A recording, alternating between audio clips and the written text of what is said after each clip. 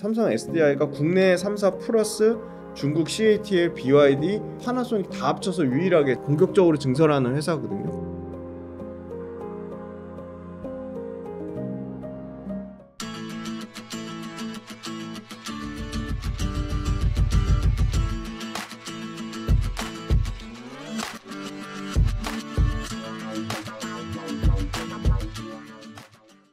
안녕하세요. 김지훈의 흔훈한 주식 유튜브 채널을 운영하고 있고 주식 투자 강의를 열심히 하고 있습니다. 그리고 본업은 전업 투자자입니다. 오랜만에 응대 책방 나왔는데 제가 아는 한 최대한 실전 투자에 관련된 나름의 꿀팁을 전해드리고 가겠습니다. 전체적으로 그 캐즘을 많이 얘기하셔가지고, 그러니까 성장을 안 하는 건 아니고 성장률의 둔화라고 봅니다. 왜냐면 숫자가 조금 달라지긴 했습니다. 솔직히 생각했던 것보다 감소폭이 좀 크긴 합니다. 자, 이 배터리의 월별 출하량 누적인데 여태까지 평균적으로 58.2% 성장을 했다면 작년까지, 올해 예상되는 거는 많이 줄었어요. 반토막 정도 난 정도 수준이거든요. 그러니까 올해 3월 달까지 일단 현재로서는 여러 가지 이슈로 차치하더라도 15.7% 성장했으니까 58.2%에 비해서는 거의 3분의 1 토막이 난 거죠. 성장률이 상당폭 둔화된 측면이 있고요, 솔직히. 그 다음에 이제 EV 볼륨이라는 데서, 이건 다른 데서 얘기한 건데 24년 올해 총 2차 전지 출하량은 941기가와트시. 그러니까 작년에 710에서 대략 32.5%. 여기는 EV 볼륨수라는 데는 상당히 더 긍정적으로 봤습니다. 그리고 아까 말씀드린 대로 LG엔솔, 파나소닉, SK온, 삼성 SDI, CATL, BYD가 전체 탑 6개가 85%를 여전히 싹쓸이 할 거다. 그래서 2025년 내년이면 1000기가와트, 테라와트시라고 하거든요. TWH. 1테라와트시가 넘어갈 거고 2030년에는 3테라와트시. 그러니까 과도기는 맞는 거죠. 근데 다만 너무 좀 안타까운 거는 북미가 좀 회복이 아직 안 되고 있다는 거거든요. 근데 북미가 회복이 되려면 결국은 매력적인 전기차 신차가 많이 나와야 되는데 전기차 신차가 나오기까지 다소 시간이 걸리는 거고요. 전기차 신차 그럼 언제 나올 거냐? 올해 하반기부터 상당히 많은 전기차가 나올 건데 가장 기대되는 라인은 스텔란티스하고 GM 라인입니다. 근데 잘 팔리는 차종이 미국에서도 픽업 트럭, SUV 차종이 잘 팔리거든요. 근데 지금 GM 같은 경우도 에퀴녹스랑 리릭이란 픽업 트럭 SUV 요런 쪽이 나오고, 테슬라도 아마 올해 하반기에 픽업 트럭 아마 본격적으로 좀 양산할 걸로 보이고, 그 다음에 스텔란티스도 다양한 종류의 저가 차종, $30,000 초반대 차종부터 많게는 비싼 거는 $50,000까지. 그러니까 $30,000에서 $50,000. 스텔란티스가 피아트라든지 다양한 찌프라든지 다양한 유럽 명차 브랜드를 소위 말하는 다 인수합병하는 회사거든요.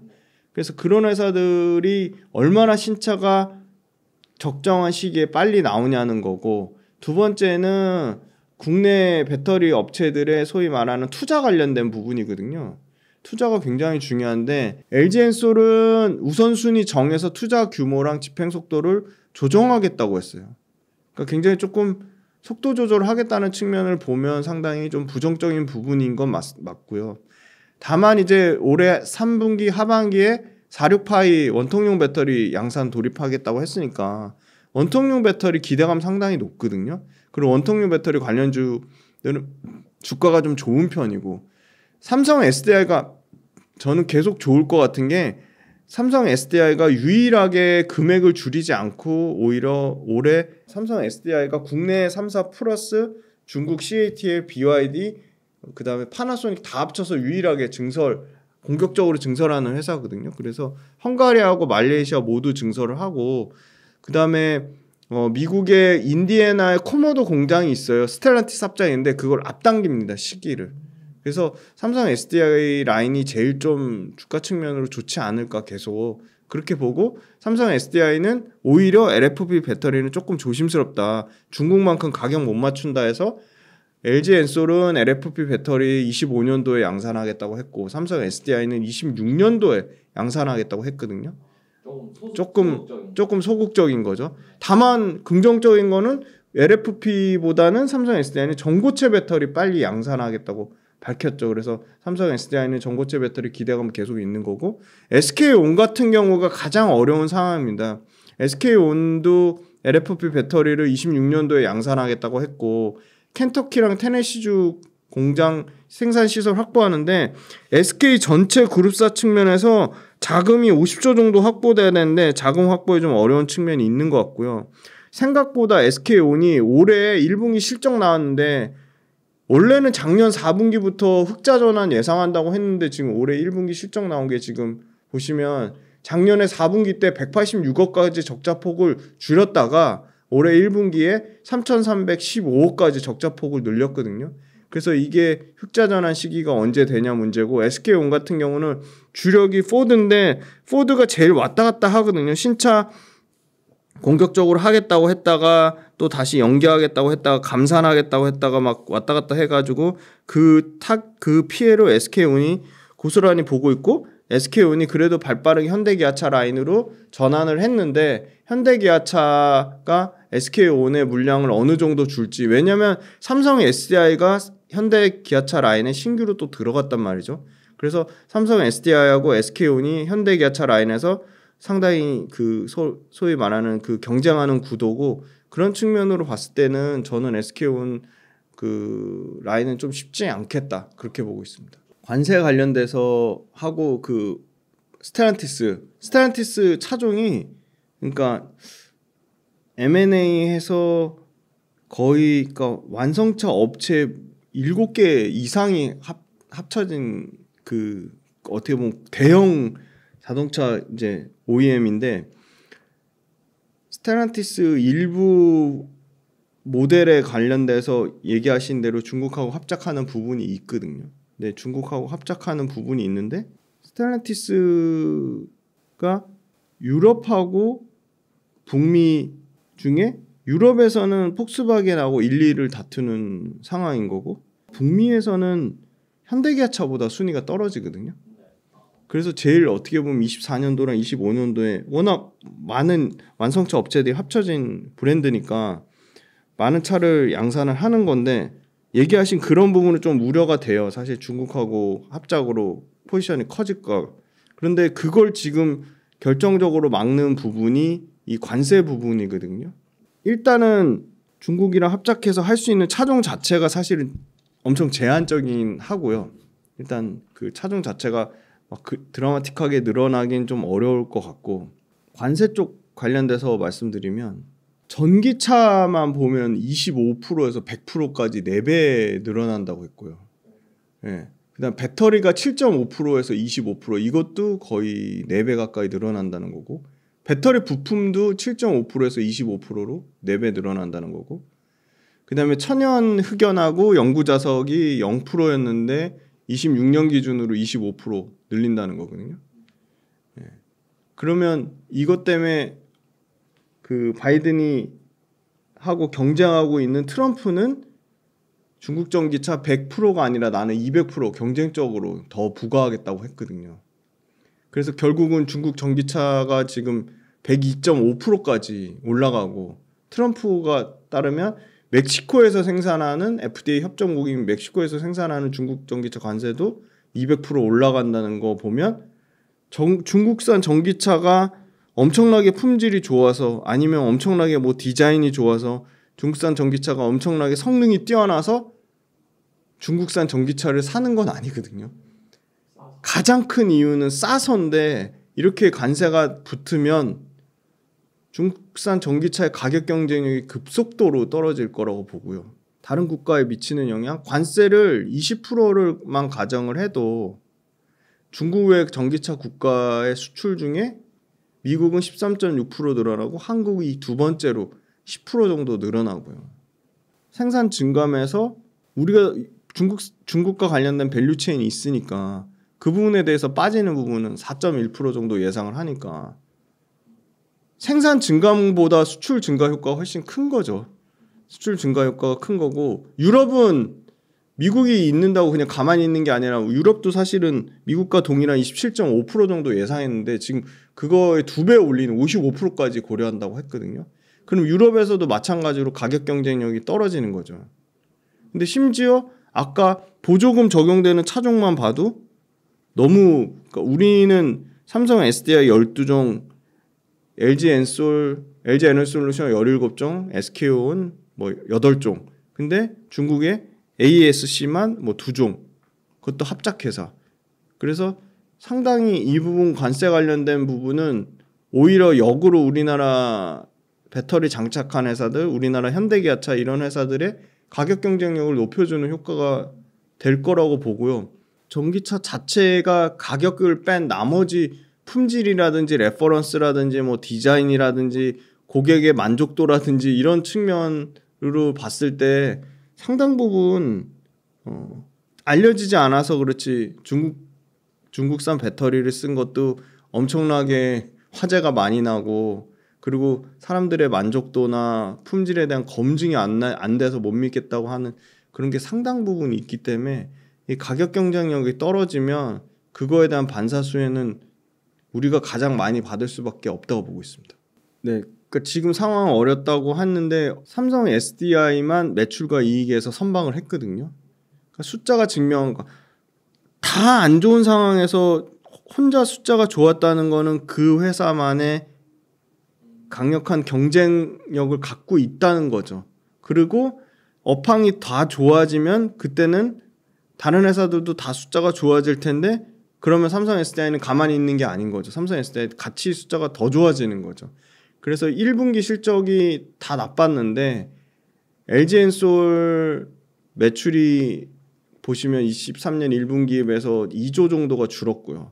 삼성 SDI는 2천억 줄었습니다. 그러니까 엄청나게 선방한 거고요. SK온은 3조 3,053억에서 숫자가 사실 제일 중요합니다. 결국은 주가는 실적의 함수라서 업황 보시면서 업황 나쁜데 캐즘인데 모든 2차전지 업체들이 다 빠지고 모든 2차전지 업체들이 다 실적이 나쁘냐 그건 아니거든요. 그러니까 철저하게 숫자를 보셔야 되고 그래서 삼성 SDI만 매출이 거의 안 줄었고요. 그 다음에 이익 보시면 LG엔솔이 3,300억대 작년 4분기 대비해서 1,500대로 반토막 났는데 삼성 SDI는 3,700억에서 2,674억이니까 한 1,000억 정도 빠진 정도 수준으로 제일 선방했고요. SK는 적자폭 늘어났고요. 그래서 저는 삼성 SDI가 뭐 작년 재작년부터 계속 너무 보수적으로 하는 거 아니냐. 근데 남들 보수적으로 할 때 상당히 공격적으로 잘한 것 같고요. 삼성 SDI가 포지셔닝을 잘한 게 경기에 영향을 안 타는 고가 차종의 포지션이 잘 돼 있고요. 심지어 삼성 SDI의 주요 고객사 BMW, 아우디는 판매량이 1, 2, 3월 달 다 좋았어요. BMW i 시리즈, 그러니까 i4, i5, i7 다 잘 팔렸고요. 아우디 같은 경우는 그 하이브리드 차, PHEV 차종이 유럽에서 판매가 좋았고, 그리고 삼성 SDI 북미에는 픽업 트럭인 리비안, R1T, R1S가 둘 다 잘 팔렸고요. 그러니까 삼성 SDI의 고객사 이 소위 말한 프리미엄 배터리 라인이 골고루 잘 됐고요. 그리고 삼성 SDI는 이 프리미엄 배터리 라인 그거에 맞춰서 기존의 P5보다 에너지 밀도가 10% 이상 개선된 P6를 미주향으로 그러니까 북미향으로 본격적으로 양산하는데 그게 언제 양산하냐? 얼마 안 남았습니다. 이제 7월, 8월 달부터 아마 본격 양산할 거로 보이고요. 두 번째는 삼성 SDI가 100% 다 그 배터리로 매출나는 게 아니고요. 얘네는 반도체 소재도 하고요. 이 전동공구 쪽도 합니다. 근데 전동공구 쪽 파워툴 부분이 작년 말까지 계속 실적 안 좋았는데 올해 조금 회복되는 국면이 있고요. 그리고 무정전 전원 장치 UPS라고 하는데 이게 AI 데이터 센터나 전력용 ESS 에너지 저장 장치에 백업으로 쓰이는 백업으로 쓰이는 전원 장치인데 이게 수요가 이것도 숨겨진 AI 데이터 센터 수요에 숨겨진 그 수의 그 제품이라서 이 무정전 전원 장치 UPS가 2030년까지 현재 규모에서 2배 이상 늘어난다고 하고요. 그리고 그다음에 이제 아까 말씀드린 이제 반도체 쪽에 고박열 EMC나 EUV 소재가 전년 대비 매출이 20% 성장한다고 하니까 배터리만 모멘텀을 갖고 있는 게 아니죠. 반도체랑 배터리랑 모멘텀 같이 갖고 있는 거고. 그리고 삼성 SDI가 잘한 게 인도하고 동남아 시장에 좀 빠르게 진출했거든요. 근데 툭툭이라고 들어보셨을 거예요. 이륜차거든요. 예, 오토바이 같은 건데 이 인도 동남아 이륜차 시장이 1,500만 대 시장입니다. 엄청나게 큰 시장이고요. 이미 2011년부터 인도 자동차 업체 중에 제일 큰 데가 마힌드라거든요. 마힌드라의 배터리를 공급을 했고, 그래서 그거 바탕으로 인도의 지금 배터리 시장이 한 대략 7조 5천억까지 커질 건데, 먼저 선점 효과를 누렸기 때문에 인도 지금 아까 말씀드린 이륜차 시장에 이 삼성 SDI 배터리가 상당 부분 확산 가능성이 있고, 삼성 SDI LG 에너지솔루션 원래 ESS 에너지 저장 장치 잘하다가 전기차 배터리가 전기차 쪽이 워낙 커져서 잠시 주춤한 사이에 ESS 시장을 중국이 싹쓸이 해갔거든요. 근데 그 시장을 다시 지금 삼성 SDI하고 LG 엔솔이 지금 다시 따라잡고 있습니다. 그래서 ESS가 저가 LFP 쪽인데 ESS LFP 쪽에 사실은 LFP 말고 코발트가 제일 리튬보다 더 비싼 게 코발트인데, 코발트를 없앤 코발트 프리라고 해가지고 NMX LFP 배터리 대체 소위 말하는 코발트 프리 배터리를 이 삼성 SDI가 지금 사실 가장 빠르게 좀 양산하려고 지금 하고 있습니다. 그거 기대감 갖고 있고요. 마지막으로 스텔란티스하고 합작 공장이 원래 내년이었는데 스텔란티스 합작 공장 아까 앞당긴다고 했는데 11월 달로 앞당겨질 것 같아요. 그러면 앞당기면 뭐가 좋냐면 IRA 보조금을 수령할 수 있습니다. 그리고 삼성 SDI 같은 경우가 보조금 들어간 게 400매덕밖에 안 되거든요. 근데 LG엔솔은 1,573억 중에 보조금이 1,800억이에요. 그러면 반대로 얘기하면 300억 정도 오히려 보조금 빼면 영업 적자인데, 삼성 SDI는 보조금 400억 얼마 들어갔는데 지금 2,700억 가까이 영업이익 났다는 거는 다른 보조금 빼고도 삼성 SDI 본원의 배터리 경쟁력이 상당 부분 있다. 다른 업체들보다 훨씬 선방했기 때문에 2분기, 3분기 갈수록 가장 실적 효과가 좋을 거라고 보고, 인디애나 공장 이거 코모도 공장 이거 땡기면 이 실적은 내년 상반기부터는 아마 반영될 것 같습니다. 그래서 삼성 SDI가 좋으면 삼성 SDI 밸류체인까지 같이 볼 수밖에 없다. 그래서 가장 좀 차별화된 모습을 보일 거고, 헝가리랑 말레이시아 공장 증설되는 부분도 아마 내년부터는 실적이 반영될 거라고 보고 있습니다. 그래서 배터리 셀단에서는 완전히 차별화되는 삼성 SDI 위주로 좀 보시면 좀 덜 다른 그 LG엔솔이나 SK온 쪽보다 덜 깨질 것이라고 봅니다. 안 좋은 뉴스가 막 쏟아져도 안 빠지면 그걸 바닥이라고 보고, 아무리 좋은 뉴스가 나와도 주가가 거기서 더 이상 안 오르면 보통 거기가 고점이라고 보거든요. 근데 2차전지는 사실은 2차전지 희망회로를 돌리는 게 아니라 2차전지 앞으로 전기차 시대가 다 바뀔 거는 맞잖아요. 왜냐하면 휘발유차 업체들이 시기가 조금 늦어지긴 했지만 2030년에서 2035년 사이에는 휘발유차가 생산을 못해요. 다 전동화로 바뀔 거고, 그리고 두 번째는 소비자들의 선택을 얻을 만큼 전기차가 매력적인 신차가 안 나왔던 측면도 있고요. 그리고 전기차 관련돼서 여러 가지 충전 인프라나 뭐 안전성 문제에 대한 검증이 안 된 부분도 있고, 그리고 전기차만 잘 되는 게 아니라 전기차는 곧 자율주행이랑 연결되거든요. 그럼 자율주행이 된다는 얘기는 그 자동차가 이제 모빌리티가 아니라 이제 움직이는 전자제품이 되는 거죠. 그래서 그런 어떤 과도기적인 측면에 있는 거기 때문에 내가 2차전지를 팔고 2차전지보다 훨씬 매력적인, 엄청나게 2차전지보다 더 산업이 더 크고 더 성장할 것 같고 더 2차전지보다 더 수익을 확실하게 많이 낸 2차 전지는 얘기하는 분들도 많고 중요하게 얘기하시는 분들도 많고 정부에서도 밀어주고 하니까 2차 전지 관련돼서 접할 수 있는 소스나 이런 거 정보는 너무 많잖아요.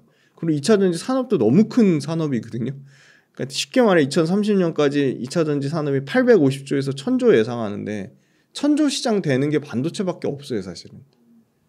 그러면 결국은 2차 전지 아니면 반도체인데 그럼 냉정하게 따져보시면 돼요. 2차 전지가 반도체보다 덜 매력적일까? 투자하기가 덜 매력적일까? 근데 보통은 내가 2차 전지 이제 지긋지긋하다 팔고 떠나서 반도체로 가면 또 거기가 고점일 확률이 있거든요. 그래서 2차 전지는 밸류에이션 때문에 되게 욕을 많이 먹고 뭐 24년도 25년도 거 땡겨오는 거 아니냐 그런 욕을 먹었는데 주가 측면으로는 전부 반토막 나는 바람에 24년 25년도 땡겨올 게 상당히 당겨진 거죠. 그쵸, 줄어든 거죠. 그런데 문제는 모든 주식의 수급이 다 반도체도 좋으니까 반도체 조금 가고 2차 전지도 좋으니까 2차 전지 조금 가고 그렇게 기계적으로 움직이지 않기 때문에 시간이 필요한 건데 다만 2차 전지 업체들이 생각보다 숫자까지 안 나오면서 그 기대감이 완전 바닥으로 간 거죠. 그래서 결론적으로 말씀드리면 내가 2차 전지 말고 명확한 어떤 아주 매력적인 대안이 있으면 모를까. 분위기에 휩쓸려 가지고 2차 전지 다 나쁘게 얘기하니까 그럼 반도체 가볼까? 뭐 미용 의료기기 가서 기웃해 볼까? 그건 아니라는 거고요. 근데 다만 신규로 고민하시는 분들 있잖아요. 저는 그런 것 같아요. 조금 비싸게 사더라도 지표가 좋아지는 거를 확인하고 하는 게 좋을 것 같고 기존에 갖고 계신 분들은 욕은 하셨지만 지금 요 부진한 시기를 잘 견뎌내시면 앞으로는 2차 전지는 여기서 더 나빠질 게 있을까요? 리튬 값 떨어지는 거, 전기차 수요 둔화되는 거 이미 주가에 상당 부분 반영이 됐거든요. 그 다음에 트럼프 심지어 되지도 않았는데 트럼프 된 거 우려 얘기하잖아요. 근데 2차 전지 부정적인 부분만 언론에서 엄청 부각하지. 이제 보세요. 유럽에 관세 엄청 때리죠. 미국에서 중국 차에 관세 엄청 때리죠. 그러면 그 혜택 수혜받는 건 국내 업체가 당연히 수혜를 보고요. 그리고 국내 업체가 잘하잖아요. 지금 배터리 셀 3사가 중국을 제외한 중국은 다 지들 배터리만 쓰니까 비중국 유럽하고 미국에서 3사 합산 여전히 계속 1등이에요. 지금 4년 5년 내내 계속 1등이에요. 그리고 중요한 것도 하나가 뭐가 있냐면요. CATL BYD가 막 뭐 유럽하고 미국 진출한다고 해요. 막 꼼수 부려서 막 합작해서 만들잖아요. 그거 지금 다 관세 때려서 막겠다는 거거든요. 미국하고 유럽이.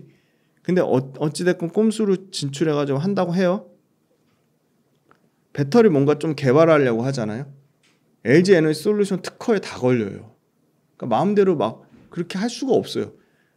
LG 엔솔 특허가 지금 4만 건이고 CATL 특허가 4천 건 좀 안 되거든요. 10배 이상 차이 나거든요. 그러니까 LG 엔솔이 이제 아마 본격적으로 CATL BYD 특허 전쟁 할 거예요. 그러면 그렇게 깝칠 수가 없어요. CATL이나 BYD가. 그리고 CATL BYD를 비롯해서 중국 차나 배터리에 대한 신뢰도가 그렇게 높지가 않아요. 유럽이나 북미에서.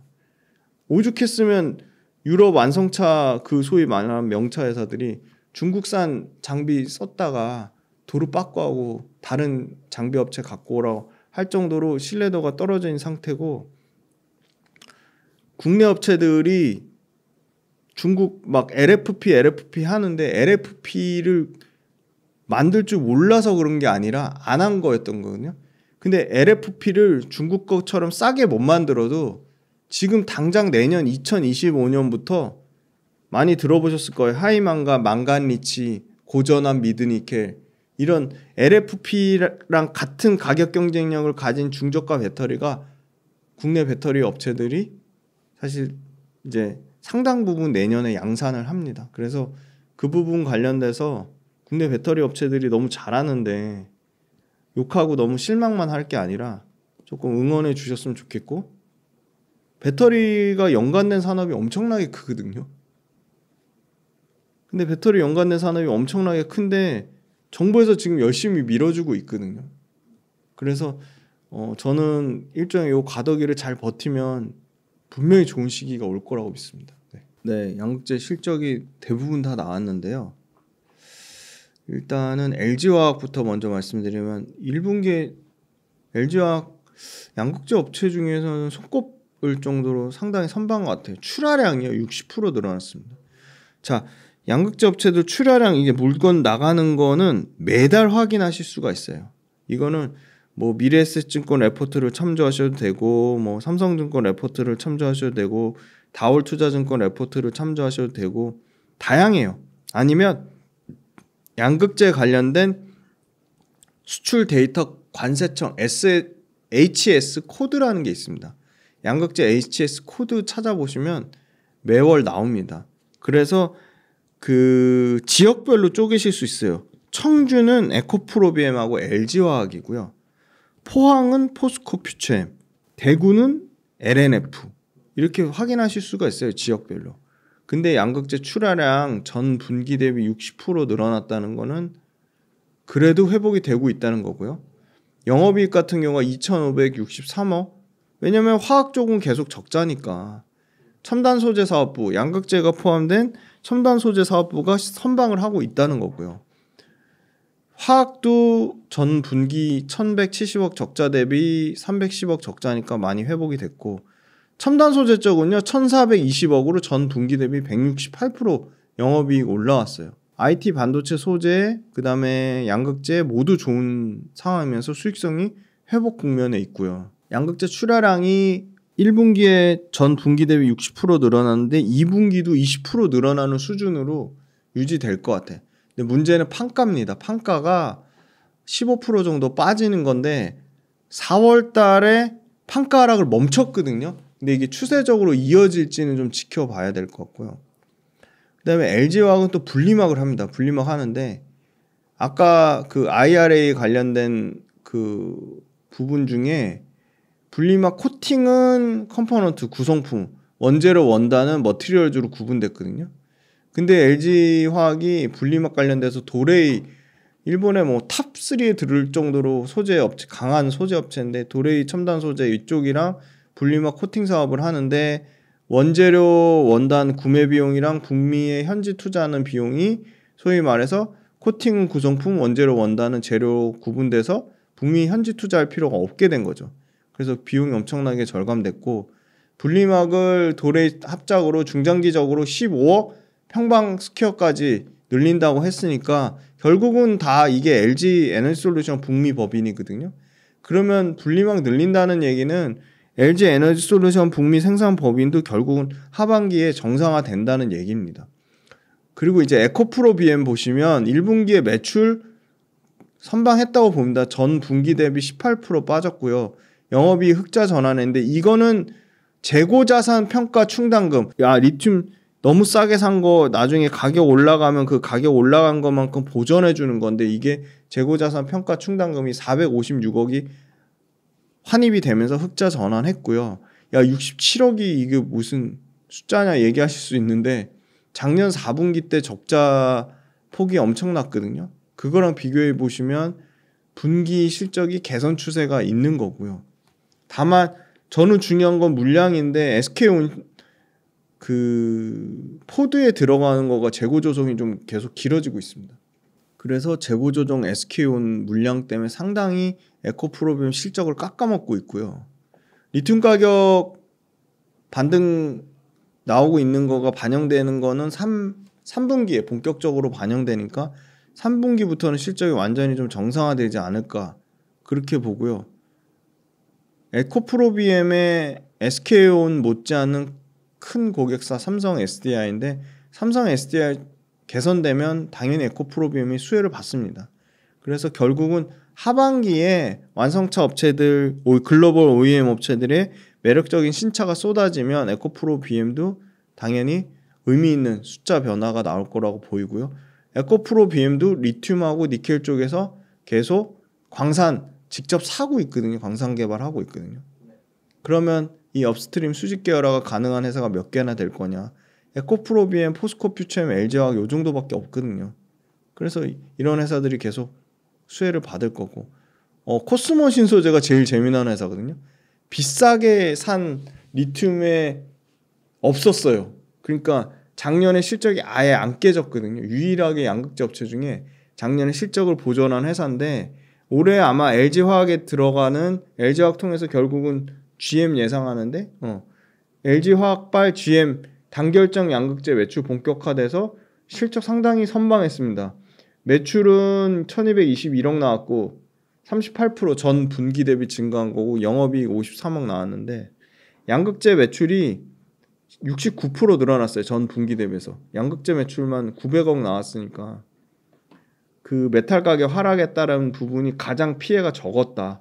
그리고 하반기에는 가격하고 물량 모두 늘어나는데 아마 증설이 2분기에 완료될 것 같아요. 그러면 하반기에 결국은 작년에 2만 톤에서 올해 10만 톤이니까 캐파 자체로는 5배 늘어나는 구조고 3분기에 코스모 신소재도 LG화학이나 에코프로비엠 똑같이 판가가 올라가니까 결국은 코스모 신소재도 가격 개선 효과가 나올 거고 삼성 SDI 쪽에 미드니켈하고 SK온 쪽에 그 니켈 망간 이 코발트가 아니라 신규 물질 뭐 알루미늄이 될 수도 있고 그런 건데 삼성 SDI 쪽은 이미 너무 지금 그 에코프로비엠, 포스코 퓨처엠, 코스모 신소재까지 들어가기에는 양산성에 대한 검증을 해야 되기 때문에 그런 부분이 조금 그 리스크 요인이긴 한데 실적은 가장 선방했다. 그리고 포스코 퓨처엠은 373억 정도 이익 나면서 그 포스코 퓨처엠은 사실은 리튬 재고 평가 충당금, 재고 자산 평가 충당금 감안해도 에코프로비엠보다는 훨씬 실적 선방을 했고요. 그래서 포스코 퓨처엠이 실적단에서는 코스모 신소재 다음으로 좀 실적이 좋았고요. 그 양극재 말고 하나 눈여겨볼 실적 잘 나온 게 선방한 게 이 롯데에너지 머티리얼즈입니다. 이게 1분기에 매출 2,417억 나왔고 영업이익 43억 나왔는데 영업이익 43억이 숫자는 적지만 SKC 경쟁업체죠. 솔루스 첨단 소재 전부 계속 적자고요. 연간으로도 계속 적자 예상하거든요. 근데 롯데에너지 말씀드린 이유가 있어요. 롯데에너지 머티리얼즈도 가장 배터리 단에서 가장 견조한 삼성 SDI의 수혜주입니다. 삼성 SDI 매출 비중이 상당히 크고요. 가동률이 엄청나게 떨어졌는데 60% 미만까지 빠졌다가 지금 75%까지 가동률이 회복됐고요. 지금 구리 가격 신고가입니다. 그럼 구리 가격 올리면 당연히 얇은 구리로 만든 구리박, 동박 가격이 올라갈 수밖에 없어요. 그래서 전방 그 완성차 업체들이 구리 가격이 점점 비싸지니까 재고를 미리 빨리 땡겨서 수혜를 받거든요. 그래서 재고 축적 수요가 계속 나오고 해외 경쟁사가 있는데 중국 업체인 것 같은데 북미 쪽에서 제품 불량 터져가지고 이거를 롯데에너지 머티리얼즈가 당연히 반사 수혜를 받을 수밖에 없다. 그래서 지금 현재 가격 구리만 유지해도 판가랑 제품 판가랑 원재료 가격 뺀 스프레드가 엄청나게 드라마틱하게 개선된다. 그리고 IRA 세부 관련돼서 동박이 FEOC 적용 배제됐거든요. 그래서 미국 내 중국 동박 경쟁사들이 쏟아져 나올 건데 요거 진짜 숫자가 재미난 거는 중국이 지금 그 미국향 관세 받는 거 포함한 관세 25% 플러스 물류비 30%거든요. 근데 아까 관세 올린다고 했죠. 그럼 물류비 포함하면 가격이 50% 정도가 올라가는 거고요. 말레이시아랑 스페인에 공장 갖고 있는 롯데에너지 머티리얼즈는 관세는 1%입니다. 그리고 물류비는 3%고요. 그러면 4%니까 중국 거랑 가격이 게임이 안 되는 거예요. 근데 심지어 지금 민주당, 공화당 모두 추가 관세 하겠다고 했으니까 중국 거 동박이 아무리 미국에 들어와서 경쟁 심화된다고 해도 가격이 게임이 안 되는 거고요. 동박은 이미 이 IRA 세부 규정, 그러니까 FEOC 적용 배제되기 전에도 이미 주가 측면으로 전혀 혜택 못 받고 보호 못 받던 소재이기 때문에 이 부분 사실 동박 관련돼서 3개 업체밖에 없거든요. SKC, 롯데에너지 머티리얼즈 그다음에 솔루스 첨단 소재인데 뭐 압도적으로 롯데에너지 머티리얼즈가 좋기 때문에 상황이 좋기 때문에 이 부분은 양극재 업체랑 별도로 좀 수혜받는 업종이라서 좀 공부해 보시라고 말씀드리겠습니다. 네, 리튬 가격 지금 109.5 위안에서 조금 빠져서 105, 105, 104 왔다 갔다 하는데 리튬 그러니까 저가 리튬 업체들이 엄청나게 과잉 경쟁에서 생산을 엄청 늘려놨거든요. 그래서 중국 그 저가 리튬 업체가 많이 지금 문 닫고 있는 상황이거든요. 왜냐면 그 생산 원가도 못 맞추는 수준까지 가격이 떨어져 버리면 경쟁력 상실한 업체들이 계속 파산하거나 부도나거나 그런 게 늘어날 거거든요. 그래서 얼마나 감산이 늘어나는지 여부가 중요할 것 같고 수요와 공급단에서 보면 엘버말 1등 업체인 엘버말하고 칠레 SQM이 보면 이게 결국은 리튬도 생산 원가 수준까지 가격이 떨어져서 코모디티화 되면 이 업체들도 1등 업체들도 나머지 업체들이 다 도산해서 떨어져 나갔을 때 상위 소위 말하는 4개, 5개 업체들이 그 가격을 줄 수 있는 옛날에 왜 석유 회사들 오펙 플러스가 가격을 이제 공급 엄청나게 안 늘리면 가격 안 빠지잖아요. 그러니까 리튬 업체들도 가격을 조절할 수 있는 그 시기가 이제 거의 온 거죠. 그러니까 조그만 이제 중국 업체들 경쟁력 상실한 업체들이 더 줄어들면 리튬 상위 업체들 간에 치열하게 가격 변동을 줄이고 가격을 조절하는 기능이 생길 것 같아요. 그러면 오히려 수요가 줄었다고 하지만 사실 리튬 관련된 배터리는 전기차에만 쓰이는 게 아니라 에너지 저장 장치에도 쓰이고 로봇에도 쓰이고 전동 공구에도 쓰이고 엄청나게 많은데 이 리튬이온 배터리가 쓰이거든요. 그래서 저는 리튬 가격이 여기서 더 빠질 수가 없는 게 철저하게 수요와 공급에 따라 움직이기 때문에 심지어 환경적인 중국에서 환경보호 이슈 때문에 리튬 관련된 업체들 감산하라는 그런 부분이 있었거든요. 이춘시라는 데서 환경보호 이슈 때문에 리튬 생산 관련된 부분에 대해서 생산량을 줄이라고 한 부분까지 감안하면 리튬 생산 줄어드는 거랑 리튬의 수요가 늘어나는 거를 예상해 보면 올해 하반기 그리고 내년 내후년부터는 다시 공급보다는 수요가 초과하는 상황이 분명히 나올 거라고 보고 있습니다. 하반기는 말씀하신 대로 악성 제거가 다 털린 상황이면 출하량 규모가 큰 에코프로비엠이나 포스코 퓨처엠 쪽으로 당연히 쏠릴 수밖에 없는 거고 리튬 가격이 안 빠지고 양극재 가격이 회복되면 코스모 신소재는 NCM 쪽이고요. 에코프로비엠은 NCM, NCA가 다 합니다. 포스코 퓨처엠도 NCM, NCA 하고요. 그러면 NCM의 가격 경쟁력 회복이 높냐, NCA의 가격 경쟁력 회복이 높냐가 달려 있을 것 같고요. 그 에코프로비엠은 NCA 쪽 비중이 또 크기 때문에 NCA가 가격이 좋으면 그건 온전히 에코프로비엠이 더 수혜를 많이 볼 것 같고요. 포스코 퓨처엠은 유일하게 양극재, 음극재를 다 하잖아요. 그러니까 음극재 쪽이 지금 굉장히 주목을 받아요. 왜냐면 완성차 업체도 충전을 중요하게 생각하고 작년에는 이렇지 않았거든요. 올해는 압도적으로 공통적으로 뽑은 게 뭐냐. 전기차 탈 때 가장 불편하게 생각하는 게 뭐냐 얘기했을 때 바로 충전이었습니다. 그럼 차를 만드는 쪽이나 차를 타는 쪽이나 충전을 엄청나게 중요하게 생각한다는 거고요. 충전 문제 해결되면 소비자들의 불만 1등이 충전 관련된 이슈였습니다. 그래서 저는 그 부분이 투자 아이디어가 될 수 있다고 생각하거든요. 충전 성능을 드라마틱하게 개선하려면 이 실리콘 음극재를 쓸 수밖에 없거든요. 그래서 그런 이 충전과 관련된 밸류체인은 계속 좋아질 수밖에 없다고 보고 있습니다. 되게 좋은 질문 해주셨는데요. 대주전자재로 좋게 얘기하시는 분 아무도 없고 저는 엄청나게 욕먹었는데 계속 대주전자재로 좋게 얘기할 수밖에 없는 게 완성차나 소비자 입장에서 충전을 중요하게 생각하면 충전이 계속 이슈가 될 수밖에 없고요. 신기한 거는 시장에서 예상한 현재까지 다 전기차 업체 실적이 다 안 나왔는데요. 현재 나온 거 기준으로 보시면요. 실적 시장에서 예상한 것보다 잘 나온 회사 딱 2개밖에 없어요. 그게 어딘 줄 아세요? PNT란 장비 회사고요.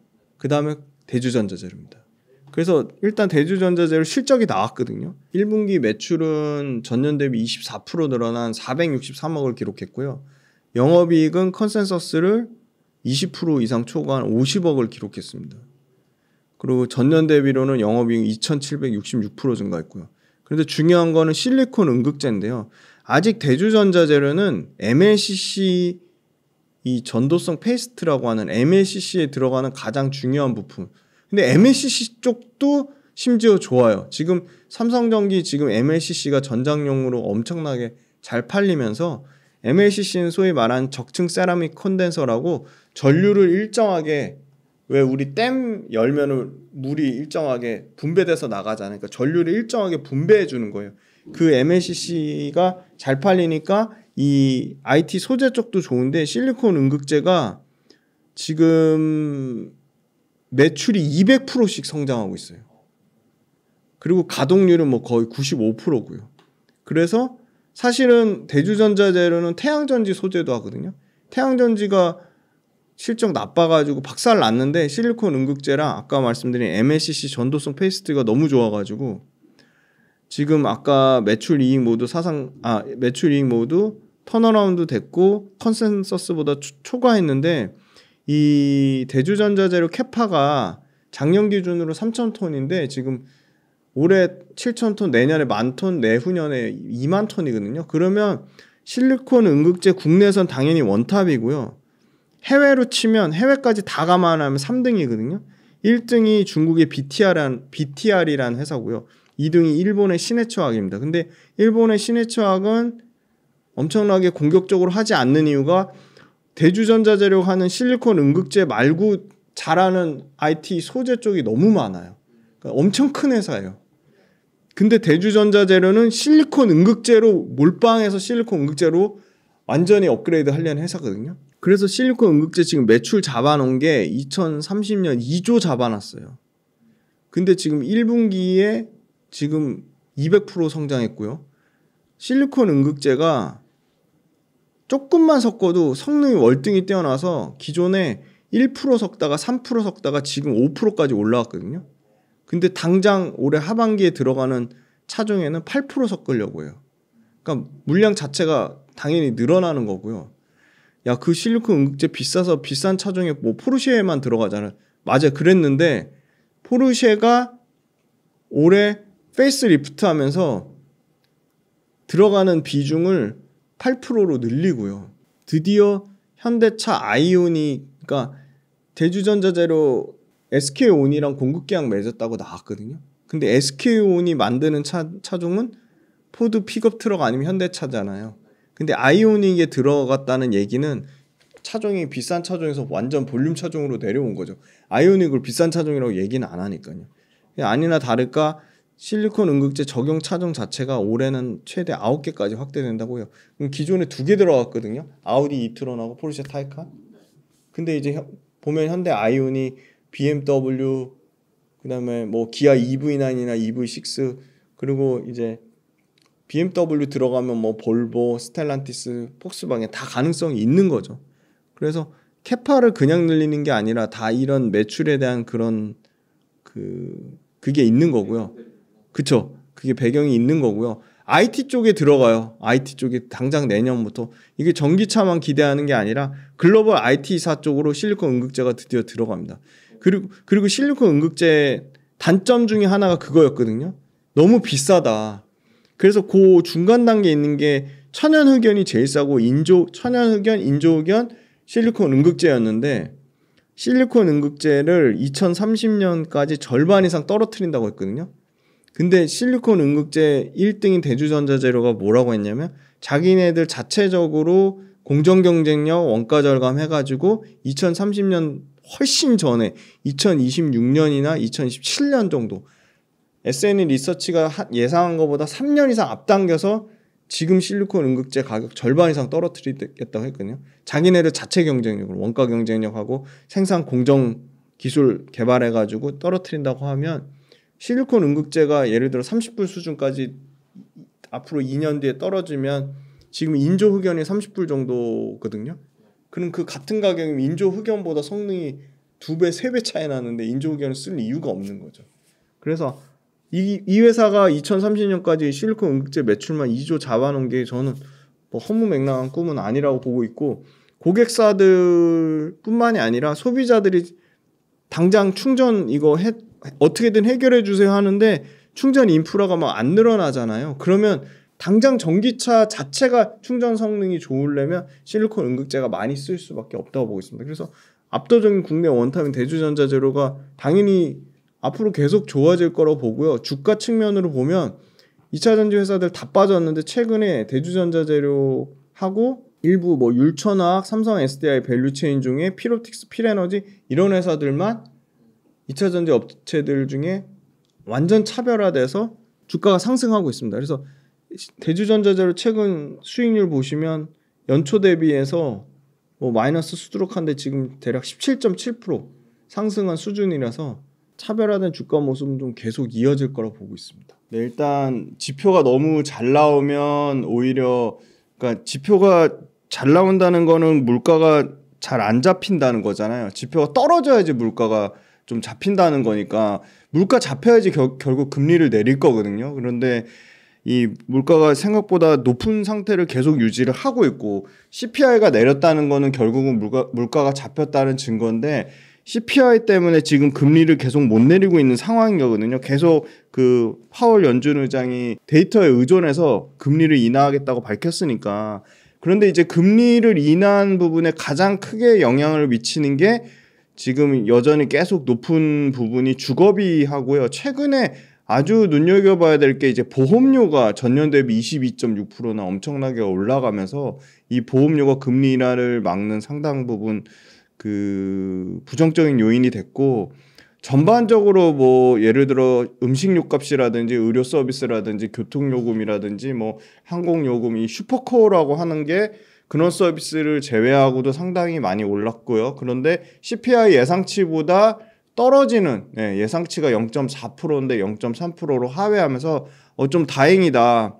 그래서 주거비가 전년 대비해서 YOY로 2배 이상 늘었음에도 불구하고 물가가 그래도 적정 수준을 유지한 거는 나머지 다른 지표들이 좀 떨어졌기 때문이고요. 소비자 물가가 월간 0.3이라고 하면 12개월 기준으로 하면 물가가 3% 올라간 거고, 소비자 물가가 월간 0.2%라고 하면 12개월로는 2% 올라가는 수준인데 지금 3% 정도 수준이니까 앞으로는 여기서 더 올라갈 정도로 엄청나게 고용이 좋아야 되는데 지금 생각보다 이제 실업자 수가 조금 늘어나고 있거든요. 그리고 정부에서 준 돈도 거의 다 떨어진 상태고, 그리고 소매 판매 전에 나왔던 제조업 지수 관련돼서도 그렇게 썩 좋게 안 나왔거든요. 그래서 저는 사실은 금리가 좀 더 빨리 될 줄 알았는데 금리가 안 되는 게 아니라 금리 인하의 시기가 늦춰진 거고, 아마 9월 달하고 12월 달에 총 2번 할 것 같습니다. 원래는 3번 예상했는데 2번 예상한 거고, 물가 자체가 질적으로 크게 떨어진 거는 아니기 때문에 연준이 금리 인하하는 마음 자체가 변하지는 않을 것 같아요. 시기의 문제지 금리 인하 자체가 변하지는 않을 것 같고, 중요한 건 이 소위 말하는 소비의 수요, 미국의 소비 수요가 굉장히 견조해서 인플레가 안 떨어졌는데, 만약에 이 초과 저축 다 떨어졌고 그다음에 실제로 사람들이 나가서 미국은 조금 여유가 있으면 나가서 우리처럼 막 열정적으로 일하지 않기 때문에 그런 부분을 다 치면 실업률이 급격하게 올라가거나 소비 여력이 급격하게 생기지 않는 한 사실은 계속 이 높은 그 소비 수준을 유지할 수가 없거든요. 그게 말이 안 되는 거기 때문에. 그래서 CPI는 점차적으로 계속 내려가는 국면을 보이지 않을까. 그러면 결국은 금리 인하가 될 거고, 그래서 예상 지표보다 더 낮게 나온 거가 오히려 금리 인하 측면에서는 긍정적이다. 네, 그렇게 말씀드리겠습니다. 금리 인하라는 게, 그러니까 금리가 쉽게 말하면 돈의 값인데, 돈의 가치가 떨어진다는 건 다른 실물 자산이나 주식 투자 같은 금융 투자 자산의 가치가 올라간다는 거거든요. 각종 이제 금융 투자 자산의 가치가 올라간다는 거니까 금리가 떨어진 거는 주시장에는 긍정적인 영향으로 봅니다. 항상 보면은 금리 낮았을 때가 그 주시장의 가치가 올라갔거든요. 왜냐면 굳이 주식을 투자 안 해도 금리, 그러니까 돈의 값어치가 올라간다는 건 쉽게 말해서 그냥 은행에 넣어놓는 예적금의 가치가 올라가는 거잖아요. 그죠? 그런데 우리나라 같은 경우는 계속 금리를 동결했단 말이죠. 근데 미국이 금리 인하하면 우리나라랑 미국이랑 금리 차가 그렇게 심하게 날 수 없기 때문에 우리나라도 미국이 7월 달에 금리 낮추면 우리도 9월쯤에는 금리 인하하지 않을까? 그러면 우리나라 돈의 가치도 떨어지면 그 소위 말하는 주식의 가치가 올라갈 건데 예전에는 비트코인 올라가면 주식도 같이 올라갔는데 지금은 비트코인하고 주식하고 조금 다른 상관관계를 보이고 주식에 대한 사람들의 기대값이 많이 낮아져가지고 비트코인 쪽으로 몰려간 경향이 있거든요. 근데 저는 조금 다행이라고 보는 거는 부동산 경기가 예전에는 부동산 경기가 좋아야지 부동산 투자로 조금 자금의 여력 생기신 분들이 주식으로 일부 분산 투자도 하고 그랬는데 지금은 그건 아닌 것 같아요. 지금은 부동산 경기 나쁘다고 주식에 투자 안 하는 게 아니라 부동산에 실망한 것들이 주식으로 많이 넘어가는 측면이 있거든요. 그래서 주식 관련돼서 예를 들어 뭐 거버넌스 이슈라든지 아니면 배당 투자라든지 주주 환원 이런 정책들이 조금만 더 적극적으로 나오고 정부의 그 사실은 저 PBR 밸류업 때문에 사실 실망한 매물들이 상당히 많거든요. 그런데 그 실망한 매물들이 그러면 다른 비트코인이냐 뭐 부동산으로 갈 거냐 그렇다기보다는 국내 주식 안에서 금리가 인하했을 때 가장 수혜를 받는 성장주들 뭐 AI 반도체는 너무 많이 올랐으니까 AI 반도체를 제외하고 AI 반도체만 성장주는 아니거든요. 다른 성장주 제약바이오도 성장주가 될 거고 소위 말하는 요새 이제 핫한 화장품 미용 의료기기 같은 것도 글로벌로 확장되면서 충분히 성장을 하고 있거든요. 그런 측면으로 봤을 때는 이런 그 소위 말하는 그 정부의 저 PBR 밸류업인데 사실은 성장을 전혀 못하는 일종의 뭐 내수 가치주라고 해야 되나? 내수 가치주 성향의 그 주식에서 완전히 이제 구조적인 성장주 제약바이오라든지 뭐 최근에 주가가 많이 빠졌지만 여전히 성장주의 모멘텀을 갖고 있는 K컬처 그러니까 엔터 같은 회사들 그다음에 방산 그리고 로봇 이런 성장주들로 이 주식의 성격 자체가 좀 바뀌는 모습을 보일 것 같고요. 금리 인하되면 그 기업 입장에서 외부에서 돈을 빌리는 차입을 하는데 상당히 부담이 낮아집니다. 왜냐하면 성장주는 계속 캐펙스 투자도 하고 연구개발도 하고 어떤 서비스에 계속 투자를 해야 되는데 돈을 외부에서 차입하는데 그 금리가 올라가면 그거에 대한 부담감이 있었거든요. 그래서 가장 많은 그 돈을 외부에서 들어오는 대표적인 업종 중에 하나가 제약바이오인데 제약바이오는 신약 개발에 대한 모멘텀도 있고 제약바이오는 연구개발 투자도 많이 하기 때문에 그런 측면으로 봤을 때는 예를 들어 뭐 그 소위 말하는 플랫폼 사업을 하는 ADC 이중항체 플랫폼 사업만 하는 뭐 레고캠바이오 이제 지금 바뀌었죠. 리가캠바이오나 알테오젠이나 뭐 ABL 바이오만 그 차별적으로 좋았다면 이제 금리 낮아져서 제약바이오 전체적으로 훈풍이 불면 일반 그러니까 돈을 어느 정도 캐시카우가 좀 안정적인 일반 의약품이나 전문 의약품 잘하는 그냥 전반적인 제약바이오 업체 쪽으로 좀 확산이 일어나지 않을까. 근데 제약바이오도 보면 사실 숫자 찍히는 전문 의약품 잘 팔아서 숫자 찍히는 회사들도 있고 일반 의약품 잘 팔아서 숫자 찍히는 회사들도 있거든요. 그래서 금리 인하되면 제약바이오 쪽에 좀 훈풍이 불지 않을까. 그렇게 보고 로봇 관련된 회사도 계속 캐펙스 투자하고 모든 제조업에 이제 로봇이 다 쓰이고 일반 서비스업에도 로봇이 엄청나게 쓰이는데 로봇 관련된 회사도 성장하거나 연구개발하려면 외부에서 차입을 하는데 그 비용이 낮아지면 당연히 그런 회사들이 로봇 회사들 다 적자인데 흑자 전환 시기가 엄청 빨라지면 아까 말씀드린 정부의 저 PBR 밸류업 쪽으로 수급의 쏠림 현상이 있었는데 그게 조금 완화되는 측면이 있을 거라 보고 있습니다. 그 금투세가 이제 주식, 채권, 펀드, 파생 상품에 대해서 이제 발생한 소득에 대해서 포괄적으로 과세하는 건데 사실은 국내 상장 주식 5천만 원이고 나머지 해외 주식이나 비상장, 채권, 파생 상품 이거는 250만 원까지 비과세 되는 거거든요. 근데 이게 보시면 금투세가 결국은 세금 많이 거두려고 하는 건데 금투세 도입하면 예상 세수가 1조 5천억 정도 늘어난다는 거거든요. 근데 일단은 우리나라는 금투세랑 거래세를 지금 이중으로 과세를 하고 있어요. 지금 이중 과세. 근데 심지어 거래세를 없애지도 못해요. 왜냐면 거래세 보시면 피디님도 매매해봐서 아시겠지만 농어촌 특별세라고 돼 있어요. 그게. 그러니까 그걸 없앨 수가 없는 상황인 거죠. 그럼 농어촌 특별세 없애면 농업에 종사하시는 분들 뭐 엄청나게 그게 되겠죠. 그래서 거래세까지 같이 없애야지 뭐 어떻게 보면 세수 형평이 맞는 건데 정치적인 성향을 떠나서 무슨 금투세 얘기하면 야 뭐 5천만 원 버는 사람이 몇 명이나 돼 뭐 그런 좀 말 같지 않은 소리를 하시는데 그게 맞지 않고요. 결국은 조세 정의도 구현해야 되고 실효성도 좋아야 되고 부작용도 없어야 되는데 그럼 금투세 없애면서 일단은 금투세 자체가 한 군데만 원천징수로 금융기관이 지정해야 되거든요. 5천만 원을. 그러면 주식 관련돼서 신청한 금융사 한 군데만 5천만 원 비과세고 계좌를 여러 개 쓰시는 분들 대부분이 한 계좌만 쓰지 않잖아요.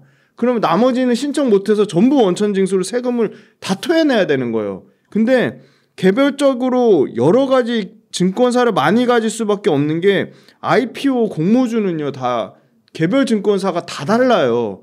그러면 증권사별로 공모주도 하지도 못하고 공모주하면 그걸로 세금 토해내야 되고 증권사 중에 조그만 증권사들은 다 이 5천만 원 비과세 받기 위해서 특정 증권사 소위 말하는 삼성증권, 한투증권, 미래에셋, 뭐 신한 KB 이런 데 올려가면 다른 중소형 증권사들은 다 시스템이 다 망가지는 거죠.